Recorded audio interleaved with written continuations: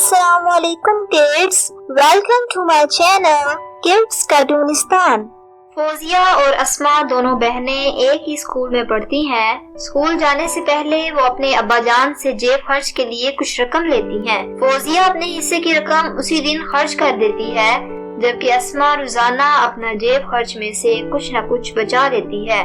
2-3 مہینے کی بچائی ہوئی رقم سے اچھی کتابیں خریدتی ہے اور انہی پیسوں سے ابا جان سے اور بھی کوئی نہ کوئی چیز منگوا لیتی ہے، مثلاً گھڑی، اچھا قلم، خوبصورت ہار وغیرہ۔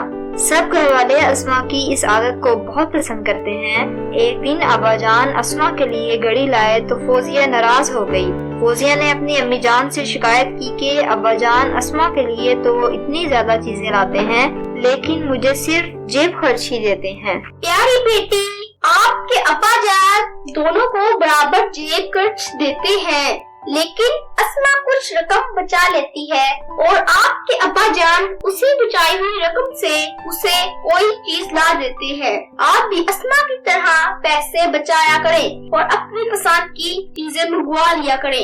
امی جان، جیب خرچ کا مطلب تو یہ ہوتا ہے کہ اس دن کے لیے خرچ کرنے کی رقم ہے، اب اس میں سے کون پیسے بچائے؟ نہیں پیاری بیٹی، یہ ضروری نہیں ہے کہ جو ملے اسے فوراً کھانے پینے پر خرچ کر دو۔ ضرورت کے مطابق کچھ رقم خرچ کر لو، کچھ بچا لو، جیسے اسما کرتی ہے۔ امی جان، میں سمجھ گئی، اب تو آئندہ کے لیے میں بھی بچت کروں گی اور اسما کی طرح اچھی کتابیں اور پیاری چیزیں منگوایا کروں گی۔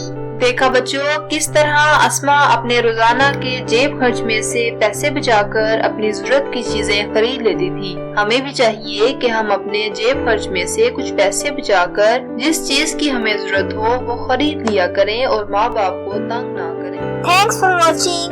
If you want to see more videos, subscribe my channel, press the bell icon, like and share.